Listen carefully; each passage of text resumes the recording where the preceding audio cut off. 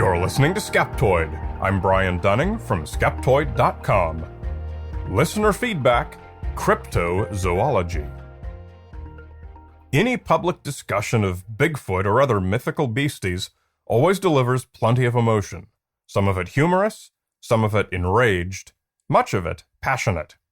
It's one of those topics that is amusing to some people, a source of interesting intellectual or zoological discourse to others, and to some, it is an absolute religion. It's one of those fringe topics that draws a small number of people into its deepest core, turning them into fanatics who will defend the existence of their favorite cryptid in spite of all other information, even that coming from their fellow believers. Consequently, it always makes for interesting feedback emails to me. But what's more interesting are the questions resulting from coherent and reasoned discourse. Today we're going to open the mailbag and respond to some such questions asked by listeners to our recent episodes on cryptozoological creatures. The first such question comes from Dave in Florida in response to the episode on the Fouke monster, the creature made famous in the pseudo-documentary film The Legend of Boggy Creek. It was in broad strokes an Arkansas version of Bigfoot. Dave wrote, "It's an awesome story with some basis of truth and myth combined. Personally, it's hard to believe that 100% of the sightings are fabricated." When I was a little kid reading all of the books written by the early famous Bigfoot authors, one of the statements that truly convinced me Bigfoot had to be real, reminder, when I was a little kid, was that either the greatest hoax in all of history has been pulled off by thousands of people over hundreds of years, or there was an unknown species of great ape living in the American Northwest. Even at that age, I knew hoaxes of that magnitude aren't possible, so I was convinced the other possibility had to be the true one. And just as Dave says, it's hard to believe that 100% of the sightings are fabricated. In fact, it's virtually impossible. Does that force us to accept the great ape theory? No, and the reason is something I was too young to understand at the time. This is a false dichotomy. Greatest hoax in history, or Bigfoot being real, are not the only two possibilities. In fact, they are the two least likely of all possibilities. Certainly some sightings are fabricated, I don't think anyone denies that. But what's much more likely to come from your average person is an honest, yet mistaken, identification. Unless someone finds a real Bigfoot one day, honest misidentifications are probably the cause of nearly all trustworthy reports. We can say this with increasing confidence, and the next couple of listener emails will help us focus in on the reasons we can be pretty certain that no Bigfoot-like creatures exist anywhere in North America. Here's a suggestion from Brenda from Kalamazoo, Michigan. "I'm wondering if maybe Gigantopithecus could be the so-called Bigfoot creatures being sighted. The Fouke monster could be one of them." We know a lot about Gigantopithecus, the genus of great apes that lived in Asia perhaps as recently as 100,000 years ago. The reason we know so much is that we have both ancient fossil evidence and more recent dental evidence of them. They were essentially big orangutans who knuckle-walked on all fours. We know they didn't stand upright very often because their jaw was too narrow for the neck to be vertical. Also, they were just way too enormous and heavy. Their diet was mainly soft bamboo shoots, which we can tell from their teeth. And we also know that they didn't live in North America, because their fossil record exists in Asia. Fossil evidence exists for the ancestors of every animal that exists in North America, and at no time were there ever any great apes living on the continent. We can be really, really sure of this, and one reason is that we have substantial fossil evidence of the primates that did used to live in North America. They were tiny little guys, around 50 million years ago, when North and South America were separated. But as the climate changed, all American primates, except those living near the equator, died off, which unfortunately was the end of all North American species. Even though the continents later became connected, Mexico was a climate barrier that no primate species ever crossed. So we do have a fairly complete record of primates in North America, and it has never included any great apes at all. Another argument that I always found compelling as a kid was mentioned by Ron from Calgary, Alberta. Ever see the body of a deer or a moose or even a rabbit out in the forest? Neither have I, nor anyone else who spends any amount of time off the pavement. Bodies don't last very long out in the wilderness. This argument has often been used to challenge the assertion made by scientists that if there were any Bigfoots or Boggy Creek monsters out there, someone would have stumbled across a dead one at some point. Some cryptozoologists have argued that that's not the case. Even if the Bigfoot Society does not bury their dead, natural predation erases all traces of animal corpses very quickly. This is true, but it's not instantaneous. A great piece of evidence from current pop culture is Les Stroud's TV show Survivorman, which he films all by himself in remote wilderness locations, and arguably spends more time in the wilderness than most of us.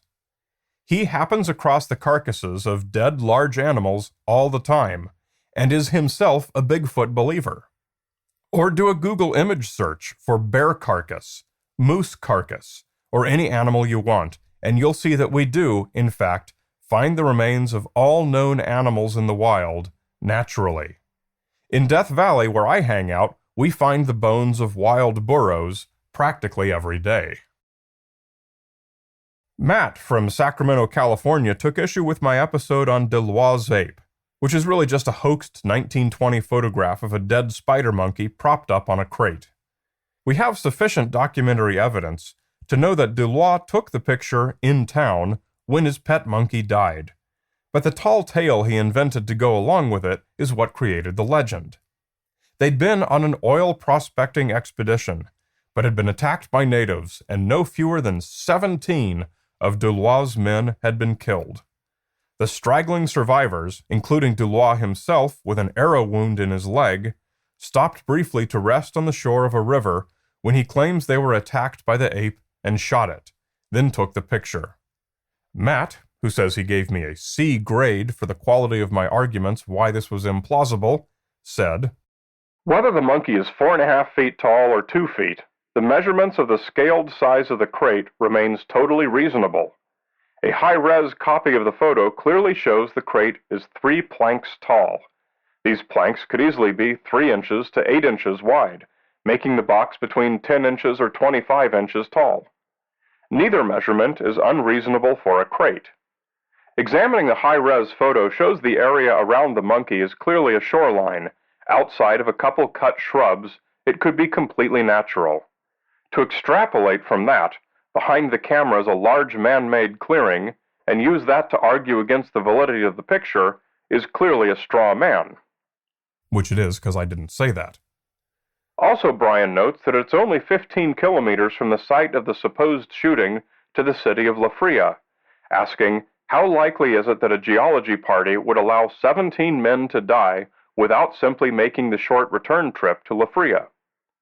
Simply ignoring the fact in a flat jungle, a 15-kilometer trek takes 3 to 4 days, add in mountainous terrain and weather, that can climb to 5 to 7 days.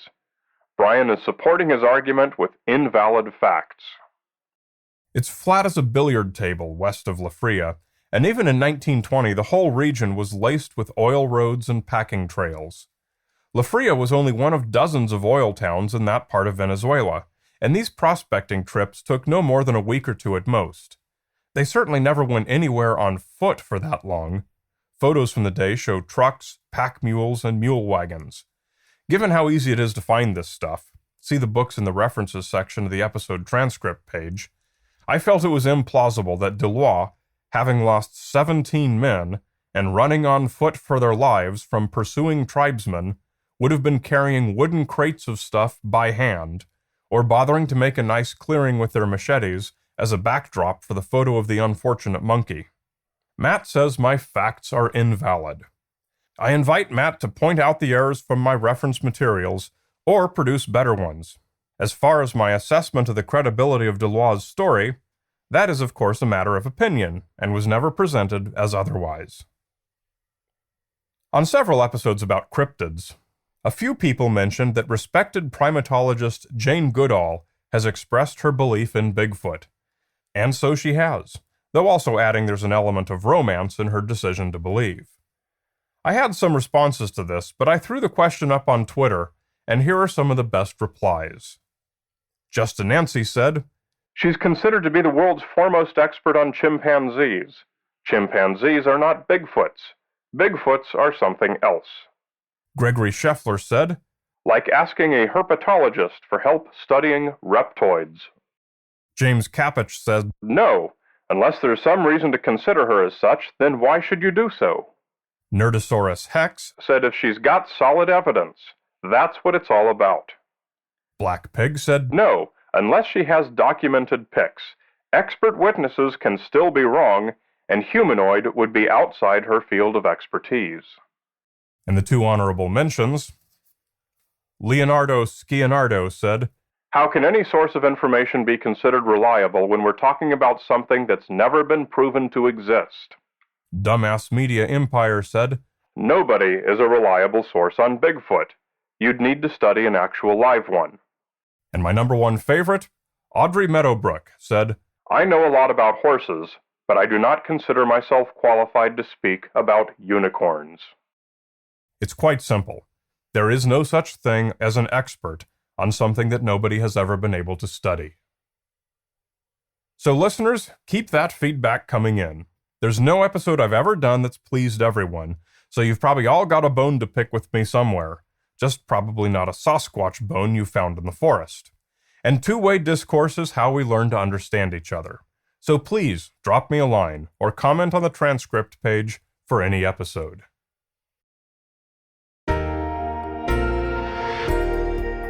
Make sure you're also getting the weekly Skeptoid companion email. Otherwise, you're only getting a half dose of the show. Come to Skeptoid.com and click on the Members Portal to sign up. You're listening to Skeptoid, a listener-supported program. I'm Brian Dunning from Skeptoid.com.